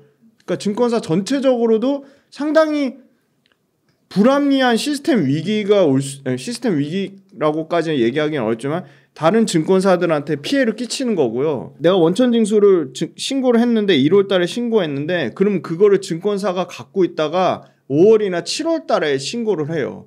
그러면 증권사 자체는 내 그거 가지고 3개월에서 5개월을 그 돈 갖고 돌리는 거죠. 뭐 채권에 돌리든. 예. 그러니까 이 이자 배당 소득 또 금투세라고 도입한다는 거는 15.4% 분리과세 적용해야 되는데 이게 지금 누진세로 적용된다는 거죠. 일시적인 소득이라고 발생 안 하고 계속 생기는 거. 일시적 소득에 대한 세금은 분리과세 적용해야 되는 거고 계속 꾸준히 발생하는 세금은 종가세 적용해야 되는 건데 수익이 날 수도 있고 안 날 수도 있잖아요. 예. 그러면 금투세 도입해가지고 개인 투자 말고 누군가가 혜택을 보는 사람이 있으니까 금투세를 도입하려고 하는 거잖아요. 예. 그럼 금투세를 도입해서 혜택 보는 사람이 어디냐? 그게 사모펀드거든요. 사모펀드는 기존에 49.5% 과세에서 금투세 도입하면 22%, 환매나 양도했을 때는 22%고 27.5%거든요. 보통 개인 투자자들이 난 5천만 원 주식으로 못 보니까 배 아파서 뭐 금투세 적용하는 게 무슨 상관이냐. 그런데 아까 말씀드렸듯이 거래세도 그대로 이중과세하니까 얘기하신 대로 부자들이 거래를 안 하니까 거래세가 다 빠져나가죠. 금투세 이중부과니까 법인 거래 발생 비용 그것도 세금으로 다 빠져나가는 거죠. 개인은 비용이 인정 안 되고 법인만 비용으로 인정받거든요. 근데 법인은 모든 금융사, 개인은 한 개 금융사만 지정해서 되지만 법인은 다 통틀어서 모든 금융사 다 받을 수 있는 거거든요. 근데 법인 중에 아까 말씀드린 사모펀드가 49.5% 받다가 27.5%니까 특정 세금만큼 20% 가까이 세제 혜택을 받는 거죠. 그러니까 그러면 이 사모펀드 주력이 어디냐? 사모펀드로 사실은 제일 혜택 많이 보는 게 이 소위 말하는 지금 야당이거든요. 예. 더불어민주당에 어떻게 보면은 자금원의 사모펀드가 상당히 있거든요. 그래서 거래세 일단 첫 번째로 거래세가 보통 11조에서 13조인데 지금 거래세가 지금 그 얘기하신 개미들 중에 비중 큰 개미들 빠져나간다는 그런 우려랑 여러 가지 지금 국내 주식시장에 대한 그 신뢰도가 떨어지는 부분, 그다음에 유동성 떨어지는 부분까지 해서 얼마가 줄었냐면 지금 평균 8조거든요. 많이 떨어질 땐 7조까지 떨어지고요. 그러면 20% 가까이 줄었거든요. 그러면 20% 줄으면 1조 6천억의 돈이 세수가 오히려 줄어드는 거고요. 그리고 예를 들어 여기서 유동성이 더 빠져서 6조 대까지 가면 30%가 빠지면 2조 4천억의 세수가 줄어드는 겁니다. 근데 아까 초반에 말씀드렸을 때 뭐 5천만 원 이상 몇 명 되냐 해서 도입했을 때 들어오는 세수 효과가 1조 5천억이면 거래세 줄어드는 거로 똔똔 치면 오히려 마이너스인 거예요. 1조 2천억이 마이너스거나 최소 1조 이상 마이너스거든요. 아주 유사한 사례가 우리나라랑 이 제조 같이 강하면서 비슷한 사례가 대만이 있거든요. 대만은 금투세 도입하고 나서 주식시장도 40% 넘게 빠진 거 플러스 거래대금이 거의 80% 가까이 감소했거든요. 그러니까 그래서 윤석열 대통령이 이거 돈 상당 부분 많이 자금 이탈된다. 예. 그렇기 때문에 사실은 주식에서도 빠지고요. 또 뭐에 또 부정적인 요인이 있냐면 아까 그 IPO 관련된 게 계좌를 여러 개 못 만드니까 IPO 시장이 당연히 위축될 수밖에 없죠. 개인 투자자들이 계좌 여러 개 만들어서 IPO 적극적으로 참여해야지. IPO는 뭐죠? 신규로 주식시장에 들어오는 기업에 대해서 자금 지원해 주는 거잖아요. 그럼 신규로 돈이 못 들어오면 주식시장 가장 큰 저는 역할이 기업의 자본 조달 역할이라고 생각하는데 그게 정상적인 재기능을 못하면 주식시장이 망가질 수밖에 없는 거죠. 그리고 기본적으로 이 IPO 관련된 공모주 사는 혜택을 주는 하이힐드 펀드가 있거든요. 채권 펀드.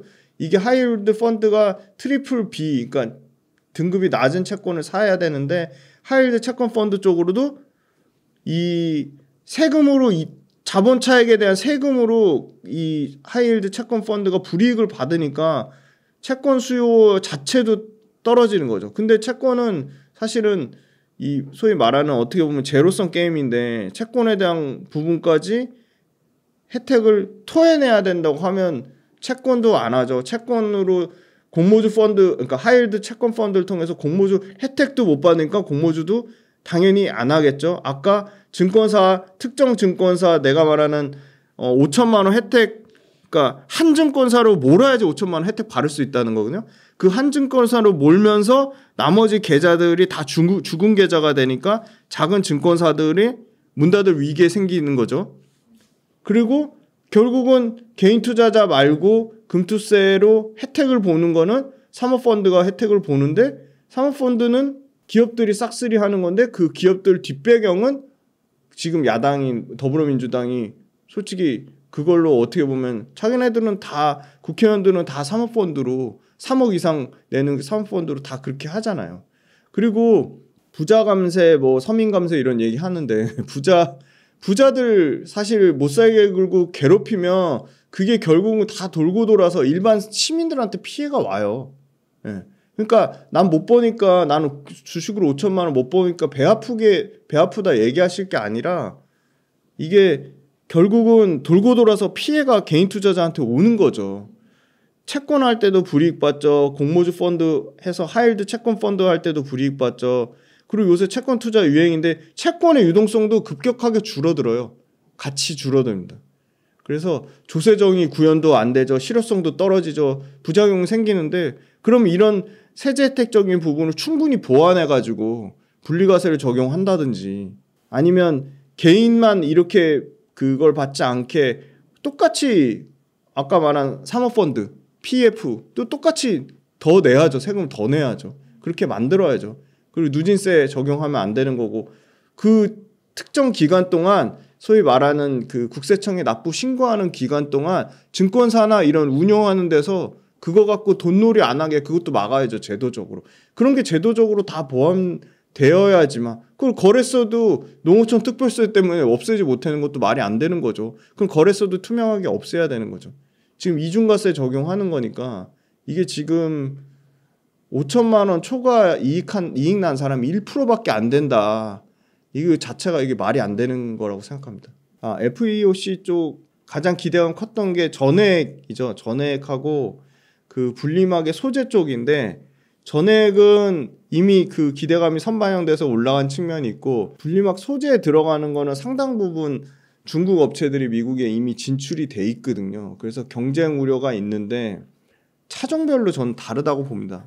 어떤 차종을 적용하냐에 따라 완성차의 판매 순위에 따라 다른 거지 FEOC 관련된 부분보다는 저는 전기차의 종류 중에 특히 그 중에 보조금 받는 업종이 중요하다고 보거든요. 그래서 지금 1월 달부터 3월 달까지 데이터 보시면 국내 3사가 소폭 줄었거든요.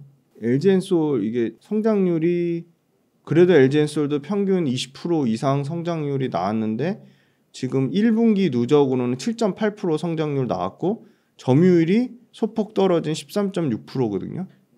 그러니까 철저하게 그 밸류 체인별로 완성차에 들어가는 배터리, 완성차 일단 제일 첫 번째 완성차 종류 어떤 종류에 들어가는 배터리냐가 중요하고요. 완성차 뭐가 어떤 게 잘 팔리냐 그게 사실 제일 중요하고요. LG엔솔은 상당히 줄었지만 삼성 SDI는 전년 대비 36.3% 성장하면서 뭐 중국의 S볼트 다음으로 성장률이 높았습니다. 두 번째로 상당히 높은 그러니까 탑6 중에서는 가장 성장률이 좋았습니다. 그리고 점유율도 4.7%에서 5.3%까지 올라갔고요. 이건 중국 포함입니다.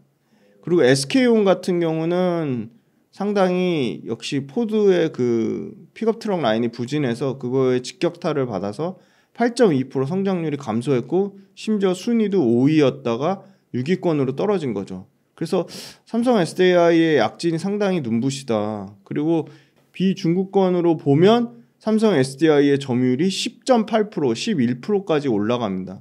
그러니까 역대 최대 수준이고 눈여겨봐야 될 거는 3등의 파나소닉하고 거의 비슷한 수준이에요. 파나소닉이 11.9%인데 삼성 SDI가 10.9%까지 올라왔다. 1%밖에 안 나는 수준이고요. LG엔솔이 25.7%고요. 삼성 SDI가 10.8, SK온이 9.3에서 국내 3사가 중국을 제외한 유럽과 미국 시장에서 대략 45% 정도 차지하고 있다.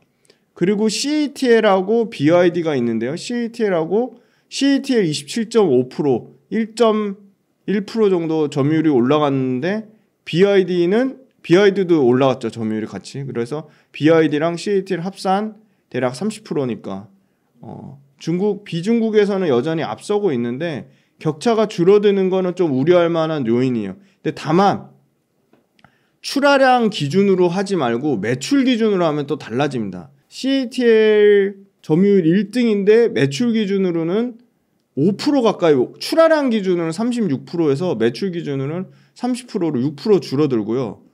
LG엔솔은 오히려 늘어납니다. 14.9%에서 16.4%로 늘어나고요. BYD 같은 경우도 출하량은 16%였는데 매출 기준으로 10.6%까지 떨어지고요. 삼성 SDI는 또 반대입니다. 5.7%에서 7.8%로 올라가고 SK온도 6.6에서 7.5%로 올라간다. 그 말은 무슨 말이냐? 국내 배터리 회사들이 훨씬 고부가 가치 더 비싼 배터리를 판다는 겁니다. 출하량 자체는 적어도 전체 규모에서 보면 매출 기준으로 하면 훨씬 올라간다는 거고요. 상위 6개사 CATL, LG엔솔, 그 다음에 BYD, 삼성 SDI, 파나소닉, SK온이 85%를 점유할 정도로 상위 6개에 철저하게 편중되어 있다. 그래서 이 6개 업체를 사실 제치고 그 위로 뭐 지금 소위 말하는 7등에 있는 뭐 CALV나 뭐 카브나 EV, 뭐 거시안 이런 회사들이 워낙 격차가 너무 많이 차이가 나가지고요. 지금 6등이 파나소닉인데 파나소닉이 4%대고 나머지는 다 1%대거든요. 그럼 4배 이상 성장해야 되는데 그러긴 좀 쉽진 않아 보입니다. 그리고 배터리 업계 관련돼서 LG엔솔이 17개 차종의 보조금을 받고요. 미국에서. SK온이 10종, 삼성 SDI가 12종이거든요. 근데 여기서 미국은 합작 엔비전 AESC 2종밖에 없어요. 보조금 받는 차종이. 아직까지 보조금에 어떻게 보면 크게 의존하는 걸 봤을 때는 국내 배터리 업체들이 보조금 싹쓸이 하고요. 수출 데이터 관련돼서 오해하시는 분들이 있는데 요거 수출 데이터 보면 수출 데이터 배터리 수출량 줄어도 워낙 K배터리 3사의 소위 말한 해외 비중이 거의 70% 80% 육박하기 때문에 보시면 한국무역협회 자료인데 20년에 10.6%에서 23년 작년 기준 7.6%까지 떨어졌고요. 7.6%가 국내 생산 비중이라는 겁니다. 92.4%는 해외에서 생산한다는 거고요. 올해 그러면 어느 정도 예상되냐? 올해 6%대입니다. 그러면 94%가 해외에서 생산되는데 해외에서 직접 생산하는데 그리고 거기에 첨단 생산 세액 공제를 받으면서 세액 공제 받으면서 미국에 유럽에 열심히 공장 짓고 있는데 단순히 수출 데이터가 줄었네 이렇게 말하는 거는 팩트에 안 맞는 거죠. 어떤 기업이 벌어들인 이익 곱하기 그 회사에 대한 기대값 멀티플이라고 하는 PER 배수가 될 수도 있고 PBR 배수가 될 수도 있고 PSR 배수가 될 수도 있고 EV, EBITDA 배수가 될 수도 있는.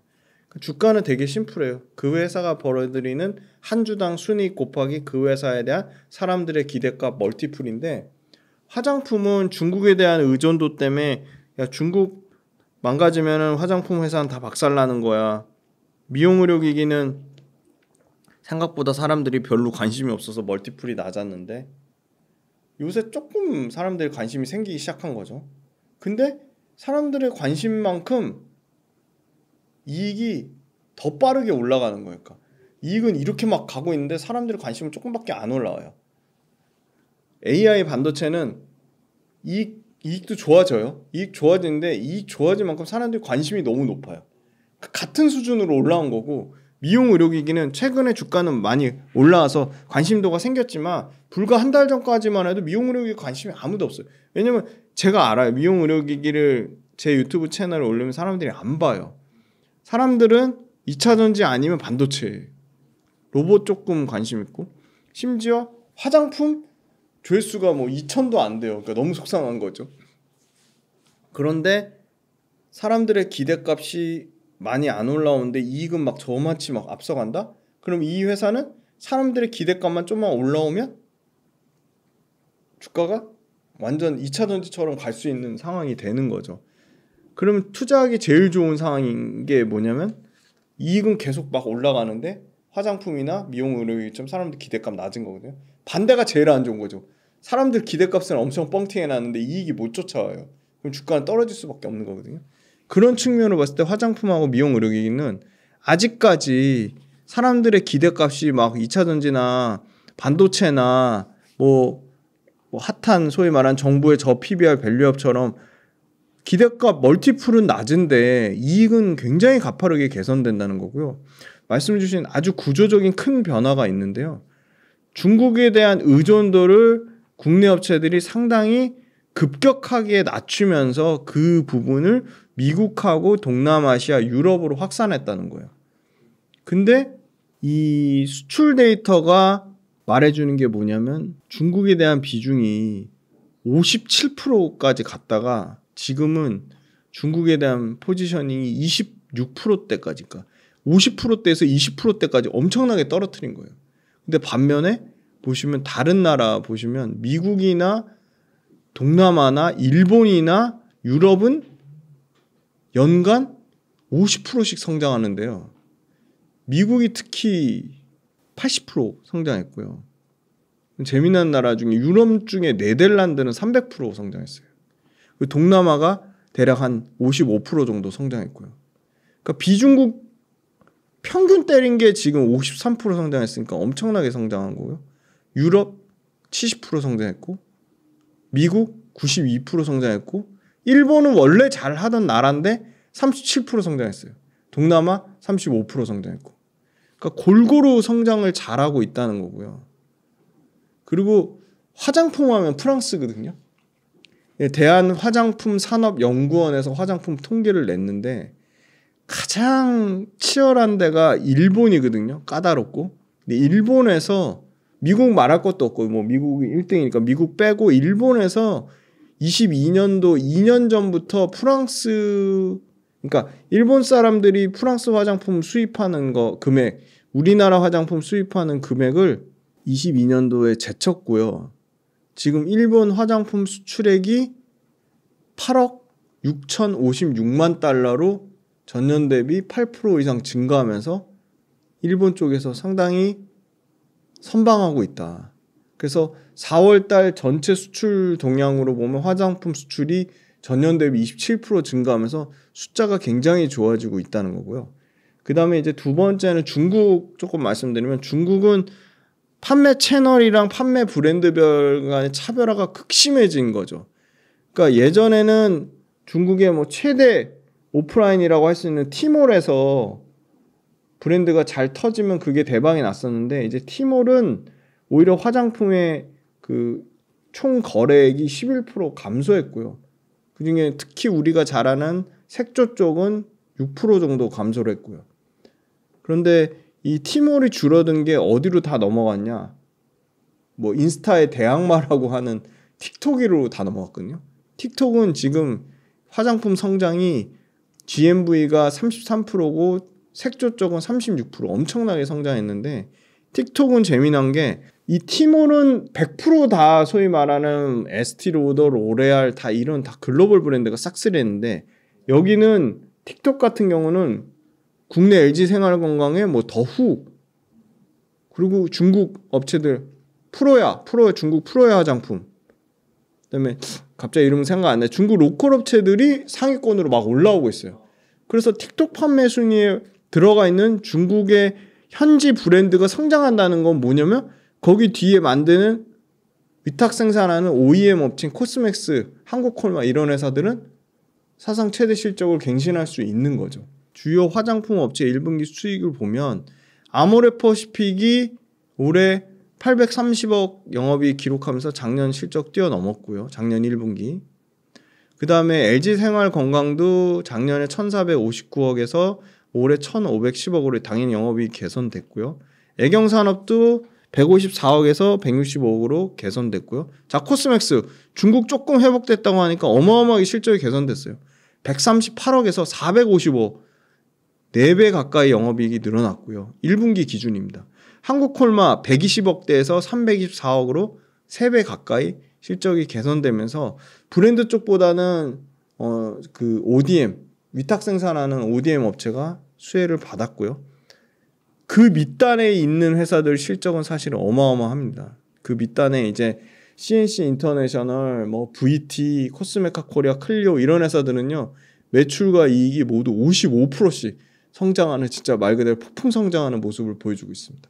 저는 주가는 엄청나게 올라서 부담스러운데 사실 VT라는 회사가 저는 굉장히 숫자가 잘 찍히고 코스메카 코리아도 숫자가 엄청 잘 찍히고 심지어 그 웨딩 업체 전문이었다 완전 화장품 회사로 탈바꿈하는 그 최실아 남편 김태욱 사장이 하는 아이패밀리 SC도 엄청나게 실적이 좋아지고요. 그 다음에 아까 ODM 하는 코스맥스 한국콜마 다 좋은데 저는 그럼에도 불구하고 주가 많이 올랐음에도 불구하고 VT가 제일 좋아 보이는 게 VT가 화장품이 있고요. 엔터가 있어요. 엔터 지금 다 박살나고 있는데 유일하게 덜 빠지는 게 큐브 엔터거든요. 큐브 엔터에 누가 있냐면 아이들이 있습니다. 아이들. 네. 그래서 아이들이 굉장히 잘하고 있고요. 그 다음에 라미네이팅이라고 있는데 화장품부터 먼저 말씀드리면 들어보셨을 거예요. 리들샷이라고. 일단 기본적으로 다이소에서 품절 대란 터졌고요.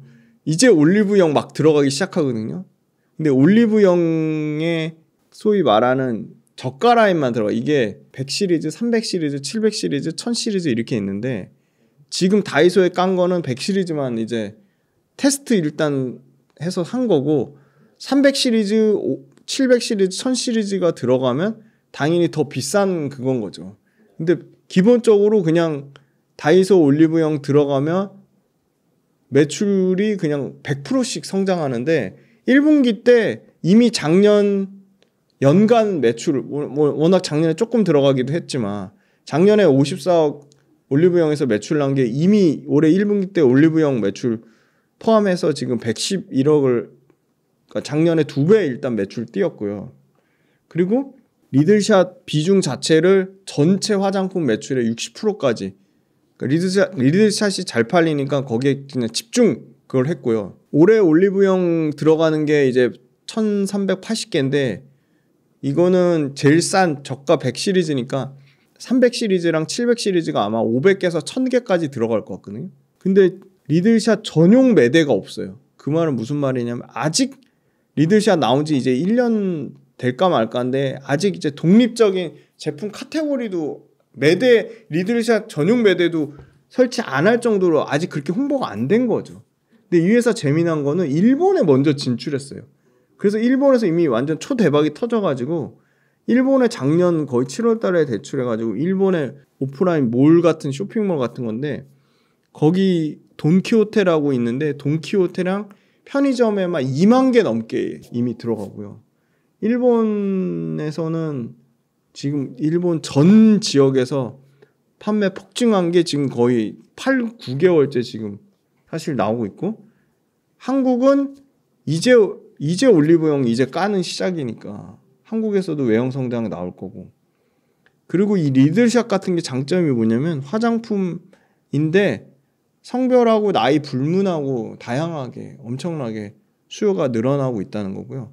이거 자체가 사실은 바르면 엄청 따갑대. 얼굴이 따가운데 뭐 진정 효과, 보습 효과, 그다음에 이 피부 관련된 효과가 상당히 소위 말한 리뷰 그 뭐 블로그 리뷰 그다음에 앱에서 이렇게 평가하는 그거에 대해서 상당히 좋아서 이제는 리들샷만 안 팔고 마스크팩하고 같이 결합해가지고 1+1 그런 그 조인 2단계 상품이라고 하는데 그게 일본, 우리나라 그리고 미국 이렇게 순차적으로 계속 글로벌로 지금 확장하려고 하고 있고요.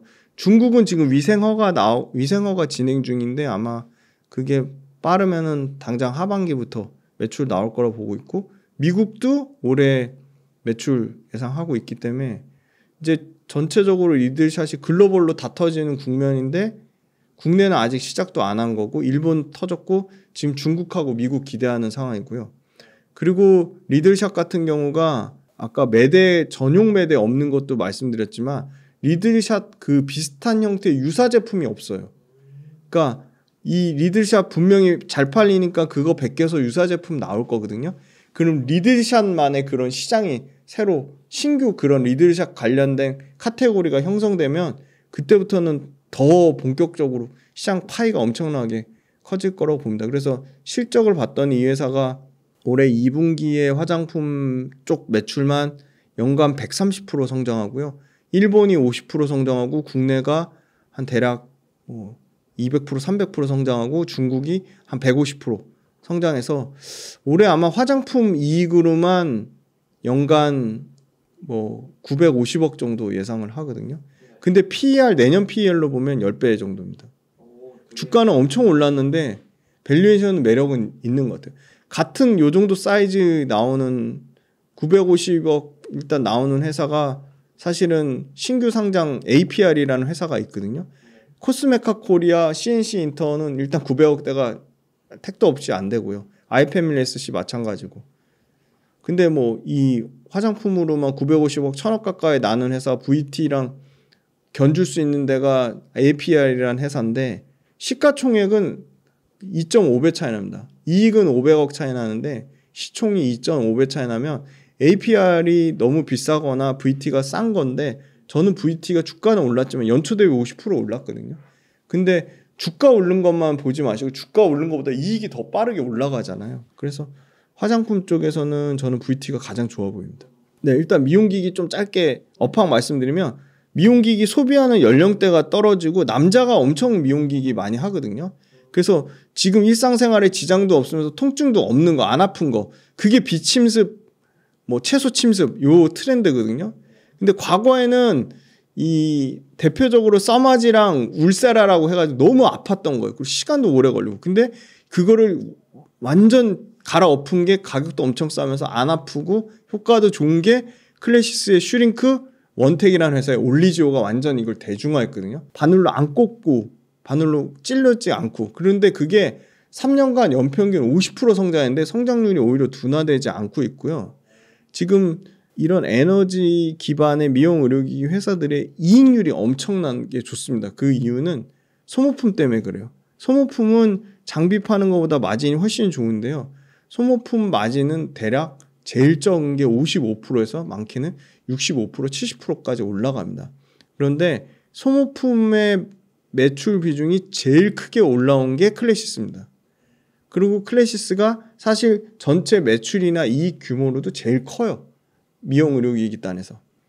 그래서 올해 클래시스가 1분기 실적 나왔는데 영업이익률이 52.6%거든요. 그럼 100원 팔면 53원 이익 남기는 이렇게 마진을 많이 남기는 회사가 코스피 코스닥 통틀어서 아마 10개 안짝일 거예요. 그중에서도 탑5 안에 들 정도로 엄청나게 이익 마진을 많이 남기고 있고요. 이미 해외에서 이미 터져서 지금 잘하고 있어요. 이미 브라질에서 막 200%씩 성장을 하는데, 이 재미난 게 장비를 한번 깔아요. 장비를 예를 들어 2022년에 장비를 깔잖아요. 그러면 22년부터 1년 지난 23년도부터 소모품이 들어갑니다. 근데 소모품을 일단 장비를 팔기 위해서 공짜로 줘요. 무상으로. 그게 국내는 되게 짧아요. 국내는 3개월 정도 무상으로 주는데 해외는 조금 더 선심 써가지고 막 6개월에서 9개월까지 주거든요. 그러면 그 무상으로 소모품 쓰다 소모품을 안 쓸 수는 없어요. 장비를 돌리려면 소모품을 써야 되니까. 근데 그 무상 소모품이 떨어지는 시기가 딱 오랜 거예요. 그러니까 클래시스는 전부 소모품이 유상 구매품으로 바뀝니다. 그러니까 마진이 엄청나게 좋아지고 소모품이 미친 듯이 팔리기 시작한 거예요. 그래서 소모품이 계속 역대 최대 실적을 갱신하는데 클래시스 수출 비중이 80% 이상 되다 보니까 환율이 좋으면 당연히 환율 수혜도 받는 거예요. 아까 화장품 똑같아요. 해외 수출한 거 다 환율 수혜를 받습니다. 고환율의 수혜를 받습니다. 2차전지 해외 매출 포지션이 80% 이상 되는데 다 환율 수혜를 받아요. 그래서 환율 수혜까지 받으니까 역대 최대 실적 찍었고, 작년에 깔았던 슈링크 유니버스의 아까 소모품이 드디어 막 쏟아집니다. 이제 무상이 아니에요. 유상으로. 그래서 수출 비중 올라간 거 측면이 있고요. 그 다음에 얘네가 소위 말하는 그 하이프 장비 말고 그냥 그 고주파 치료제 볼류머가 미국에서 생각보다 빨리 FDA 허가를 받았어요. 4월 달에 받았거든요. 그래서 지금 미국에 팔려고 글로벌 최대 규모 미국 시장이 지금 초읽기에 들어갔습니다. 그러면 미국 시장 지금 그 파트너사 판매책을 2개사 지금 최종 후보 논의하고 있기 때문에 이게 하반기부터 미국 판매 나올 거고요. 소모품 매출 비중이 경쟁사는 많은 회사가 대략 37% 정도인데, 이 회사는 올해 1분기 실적의 53%가 소모품에서 매출 나왔는데, 소모품 매출 또한 브라질에서 사상 최대 분기 최대 실적 갱신하고 있고, 태국은 전년 대비 66% 늘어나면서 작년 연간 수준의 매출을 올해 1분기에 달성한 거죠. 그래서 태국 터지고 브라질 터지고 이제 미국 승인 허가 기다리고 있고 중국 있고요. 그래서 클래시스가 지금 이 전체 규모도 제일 큰데 숫자도 잘 찍히고 있거든요. 그리고 클래시스 브라질에도 이 신제품 고주파 치료기 볼류머가 지금 들어가서 브라질은 슈링크 유니버스 볼류머 다 터지는 지금 상황이고, 미국은 아까 볼류머가 이제 FDA 승인 받았으니까 나올 거고, 그리고 지금 사모펀드, 그러니까 소위 말하는 선수들 중에 선수, 이제 완전 꾼들이 이 미용 의료기기에 관심이 엄청 많아요. 그러니까 인수합병 하려고. 그러니까 미용 의료기기에 관심 많다는 거는 그만큼 미용 의료기기가 탄탄하고 성장성도 있고 돈도 잘 벌고 매력적인 산업이라는 겁니다. 가장 선수들 중에 선수들이 이 에너지 기반의 미용 의료기기 인수 소식이 막 나오고 있거든요. 파마리서치 또 최근에 인수 나왔잖아요. 근데 그러면 이미 지금 글로벌 탑5에 들어가는 베인앤 캐피탈이 지금 이미 클래시스 갖고 있기 때문에 아마 클래시스도 베인앤 캐피탈을 갖고 있은 지 거의 2년 됐거든요. 3년 됐나? 이제 여기서 더 1년 동안 더 가치를 더 올려서 어딘가에 또 비싸게 팔려고 하겠죠. 왜냐하면 여태까지 사모펀드들이 그런 식으로 했으니까.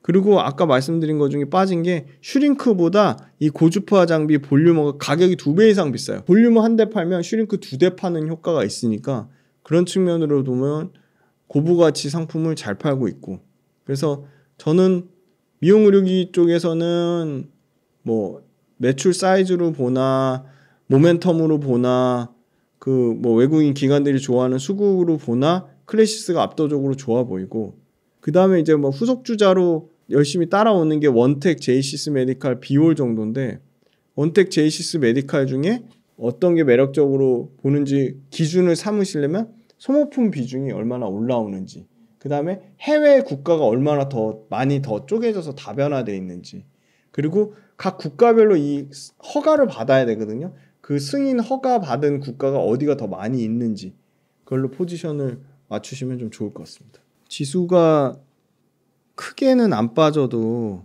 사실 저는 금리 인하 관련된 부분이 생각보다 늦춰졌잖아요. 네. 그래서 주가가 한번 보통 세린메이라고 하잖아요. 5월달에 팔.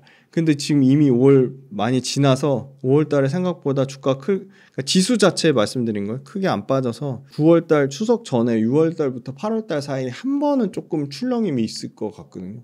그러니까 떨어지는 쪽으로. 그래서 오히려 조금 지금 시점보다 조금 더 싸게 좋은 기회를 잘 잡으실 수 있을 것 같아서 30% 정도는 일단은 현금을 보유하고 계시는 게 좀 좋지 않을까. 나 현금 없다고 하시는 분들 많거든요. 그러면 냉정하게 따져보세요. 내가 지금 갖고 있는 종목이 내 의지와 무관하게 그냥 장기성 물린 종목으로 그냥 강제성 보유가 됐는지 안 됐는지 그러면 다른 매력적인 종목이 내가 갖고 있는 종목보다 훨씬 매력적인 종목이 나타났을 때 내가 현금 없어서 빨리 못 갈아타요. 그래서 그냥 진짜 이거 아니다 싶으면 주식은 손실 없이 그냥 다 수익만 낼 수는 없거든요. 그러면 모든 사람이 주식으로 다 부자가 됐겠죠. 그래서 자를 거 자르시더라도 저 같으면 손절을 하시더라도 현금 확보하는 게 너무 중요한 것 같아요. 네, 그래서 30%는 현금. 그 다음에 나머지 저는 20%는 2차전지 중에 아까 말씀드린 충전과 관련된 종목. 여전히 저는 뭐 17.7% 올라온 거 그건 아무것도 아닌 것 같고 사실은 2차전지 양극재 올라갈 때는 뭐 200%, 300%씩 올라갔잖아요. 그래서 2차전지 소재 쪽에 20% 그리고 미용 의료기기 화장품 합쳐서 한 종목 거기서도 20% 정도는 충분히 투자할 가치 있다고 봅니다. 20%. 요새 방산이 주춤하거든요. 근데 방산 아직 저는 모멘텀 안 죽은 것 같아서 방산 15%. 그럼 지금 총 몇 프로죠? 15% 남았죠. 전 로봇 15% 하겠습니다.